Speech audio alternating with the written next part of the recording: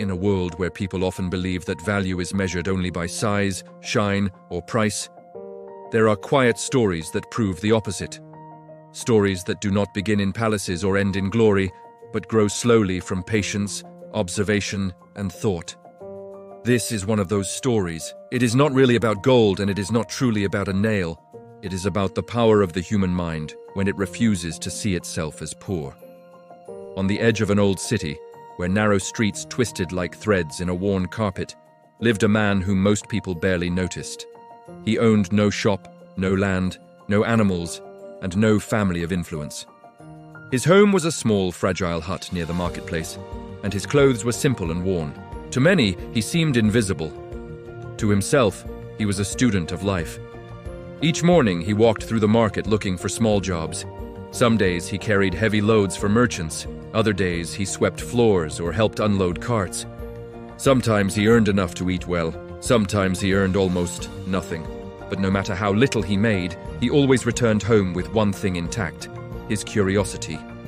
He watched people closely. He noticed patterns others ignored. He listened more than he spoke. He observed how crowds moved, how arguments started, how small conveniences attracted many people without effort. While others complained about their luck, he studied reality. One quiet evening, as the sun faded behind the city walls, the man tried to repair the broken door of his hut. While adjusting a loose plank, he found an old rusty nail stuck deep in the wood. It was bent, dull, and clearly forgotten. He pulled it out and held it in his hand. At first, he laughed softly, a single nail, worthless to anyone else. He was about to throw it away when a thought stopped him.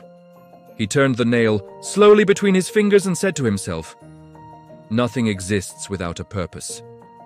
The problem is not the object, but the way we look at it." That night, he barely slept. His mind replayed scenes from the market, the noise, the crowds, the animals tied to random posts and door handles, the arguments when ropes broke or space ran out. And slowly, an idea formed. The next morning, the man walked into the market not as a worker, but as an observer with intention. He entered the shop of a blacksmith known for his rough manner and sharp tongue. This was not a man who enjoyed favors or charity. Calmly, the poor man made a simple request. He asked the blacksmith to hammer the nail into the wall just outside the shop, near the entrance. The blacksmith stared at him, confused and amused. "Why would I waste my time on that?" he asked. The man smiled gently and replied, "You will lose nothing, and I ask for nothing in return." Curiosity defeated suspicion. With a shrug, the blacksmith took the nail and hammered it into the wall. The sound echoed briefly, then faded into the noise of the market. The poor man thanked him and walked away. At first, nothing changed. People passed by as usual.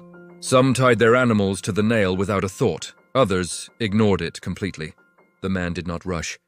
He sat nearby, watching, waiting, understanding that ideas, like seeds, need time. After several days, he began to speak softly to those who used the nail. He never demanded payment. He never blocked anyone. He simply said, "You are welcome to use it. If you wish to leave something, that is your choice." Some left a small coin. Some left food. Some left nothing at all. The man accepted everything with the same calm expression. He understood something many people never learn. Trust grows faster than force. Weeks passed. The nail became known. "Tie your animal at the nail near the blacksmith," people began to say. It was convenient. It was reliable. It was always there. The man's presence became familiar. He no longer looked invisible. He was no longer desperate. He earned enough to eat well, to fix his hut, and to rest without fear. Yet he did not stop observing. He knew the nail was not the goal. The idea was, one day, a well-dressed merchant visited the market. His eyes were sharp, his steps measured. He noticed the nail, the animals, and the man sitting nearby. He watched quietly for a long time. Finally, the merchant approached and said, "You are not selling a nail. You are selling order." The man smiled but did not answer. "I want to buy it," the merchant continued. The man looked at him calmly.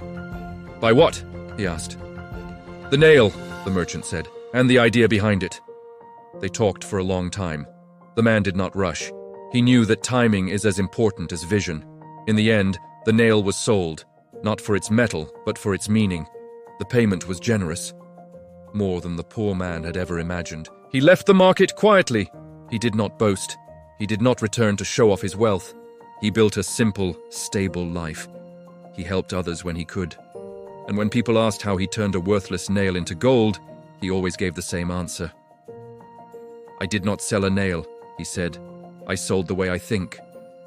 And so the story spread, not as a tale of luck, but as a reminder. Poverty is not always the absence of money. Sometimes it is the absence of perspective. And wealth does not always arrive loudly. Sometimes it enters silently through patience, clarity, and the courage to see value where others see nothing.